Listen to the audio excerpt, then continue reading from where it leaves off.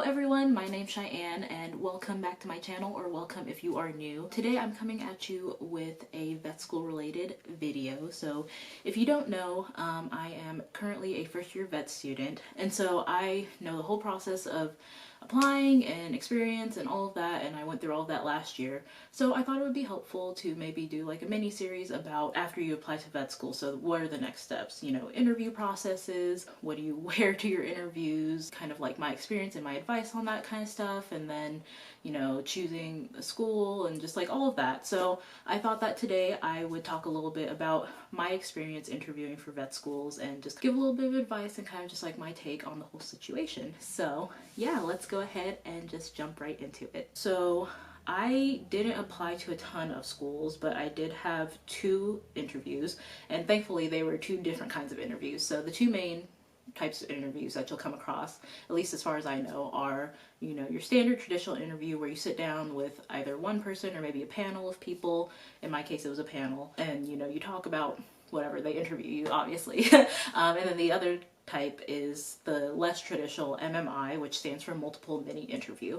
So I did both of those, so I do have perspective on kind of like what each one is like, how to prepare for them, and just kind of, you know, what that experience was like. But first I thought I would talk a little bit about just like general preparation, stuff that you probably already know, but you know, it can't hurt to have a reminder. So obviously, number one, researching the school, and hopefully you've already done this if you've applied and been invited for an interview. Hopefully there's a reason why you applied to this school. But at the same time, I think it's still good to, you know, brush up, you know, look over their program, see like specific things that you might want to ask questions about, because oftentimes after they're done asking you questions, they'll ask if you have any questions for them. And so, for example, I have an interest in like shelter medicine, so I was asking about that in their programs and just kind of stuff like that. So, you know, hopefully you know stuff about the school. You should if you're applying there and you're thinking about, you know, going there. So yeah, that's a given. And then obviously what you're gonna wear is very important. So in my experience, it's always business formal. You know, it kind of depends on what route you want to go. You can wear like a pantsuit, you can wear a skirt suit or whatever they're called. Just, you know, making sure you're dressing in a presentable manner, because this is professional school and you should be dressing like a professional. And then obviously logistics is very important. If you're out of state, how are you going to get there? Are you going to fly? Are you going to drive? Are you going to bring a guest? Can you bring a guest? If so, do you need to register them? Are there forms you need to fill out? Make sure you do that on time. Any paperwork required, IDs. For one of my interviews I had to bring my like driver's license for check-in, so making sure you have all of that with you. And then again, obviously any forms they might send you, you know, make sure you fill that out. Again, that's a given, but can't hurt to be reminded. Okay, so first I thought I would talk a little bit about my traditional interview experience. So overall, I feel like the traditional sit-down interview is more personal. I don't know if you heard that. Oh, yep. Sorry, Daniel's playing a video game. Yep. Okay.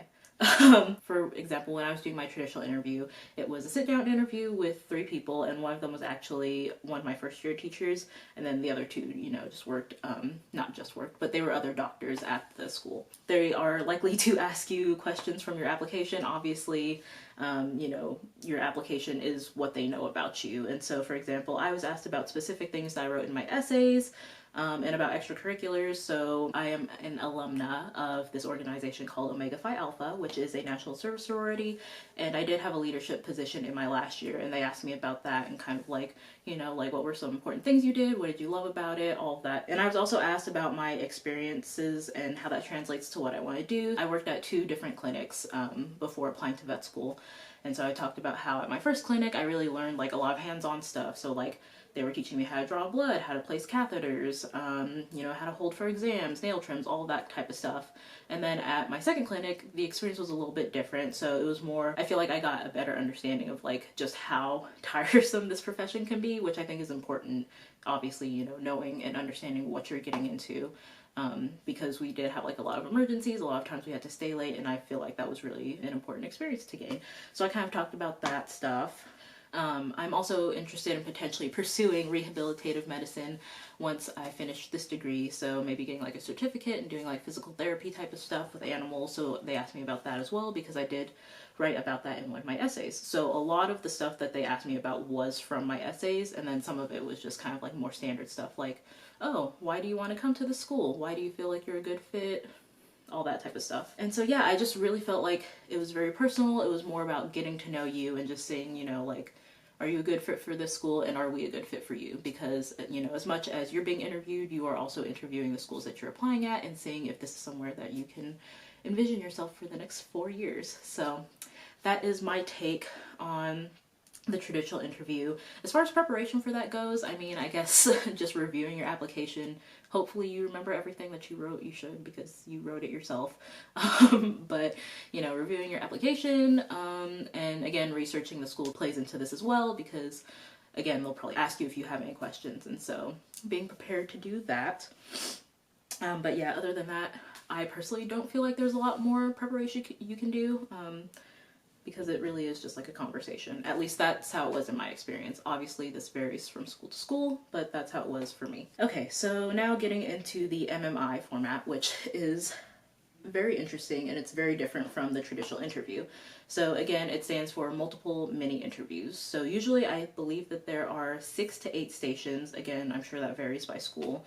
And so it's scenario based. So you'll read a prompt and then kind of figure out your thoughts on that, maybe take notes if you're allowed, otherwise just gather your thoughts. And then you will enter the room and have a discussion with the interviewer. In my experience, I went over the prompt and like what I felt about it, what my thoughts were, and then they might ask follow-up questions depending on what you have to say. And so you did that for a set amount of time, and then you rotated through the different stations until you were all done. So there's like 6 to 8 people doing this at the same time, and you guys rotate stations. In my experience, this is much less personal. The only thing that we were like allowed to talk about after discussing the prompt was like the weather. So they definitely try to be very unbiased and fair towards everyone, which I appreciate. But yeah, they're not really asking you personal details about your life, but I think it is useful because it's more like they want to know your decision process. A lot of it was ethical stuff, so you know, where I stood ethically, and it felt like they were testing certain skills that were required of a veterinarian. I won't go too much into detail just because, you know, it's important to remain confidential for future interviewers, and you know, they ask that we don't discuss questions specifically for obvious reasons. So yeah, I did feel like it was very relevant. I feel like it's a very interesting take on interviewing for school, and I can definitely understand why they would use that method. I do feel like it's a little bit, I guess, more difficult to prepare for in some ways. So what I did was I found MMI prompts because they do use MMIs a lot for medical schools. Obviously it's not the exact same thing, but it's very similar because it's ethical, you know, moral situations. So I found some prompts and I kind of went over those and like, oh, like what do I think? How do I feel? What are other people's takes on this specific situation? And so I think that that was helpful to a degree, but I will say I feel like it is very important to gather your own thoughts. So read the prompt, think what would you do in this situation, you know, formulate all of that before you see what anyone else says about it, I guess, before you see the answer, although there's no like straight answer obviously. But I think it's important to formulate your own ideas so that you're not swayed by any outside factors or decisions or anything that other people might say. And I think it's important to formulate that because you really want to be genuine in these interviews, and I feel like they can tell if you're just like spewing off something that you read off the internet versus being genuine in your thoughts and feelings. So that's kind of my advice on that. You know, maybe find some prompts, practice that.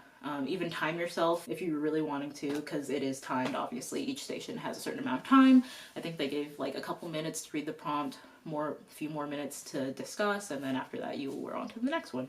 And so I did like the variety, I will say. There was different stations. Not everything was just discussing a prompt. Some of them were a little more interactive, I guess you could say, which was interesting. So yeah, those are kind of like the two main formats of interviews that I'm aware of, and those were my experiences with those interviews. Yeah, that's just kind of a quick and dirty overview of that. Honestly, the most important thing throughout all of your interviewing process is to be genuine.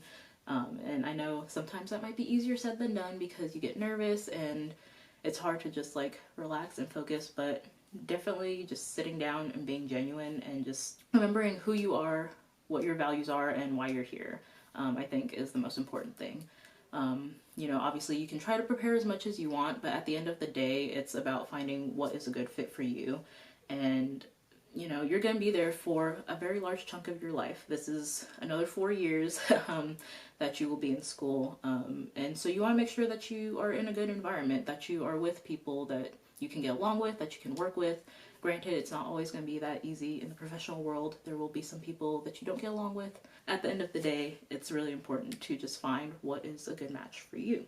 I personally enjoyed the traditional sit-down interview a little bit more. I felt like it was a little less stressful. There wasn't so much going on. I kind of just got to focus on why I was there and think through all my thoughts and stuff because I wasn't timed. Obviously, you should respond in a reasonable amount of time, but it's not quite the same level of pressure.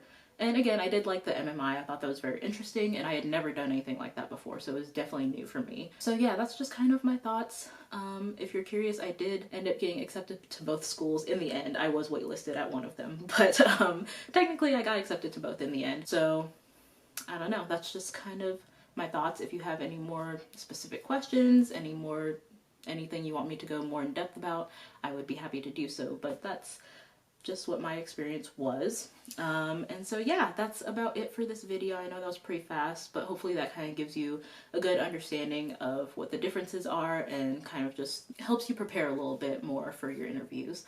So yeah, if you have any other questions, please feel free to drop a comment below. You know, let me know because I have been through this all before. I know how hard it is, I know how stressful it is, and if I can help anyone out, I would love to. So yeah, that's about it for this video. Thank you so much for watching. I hope you enjoyed, and I'll see you next time.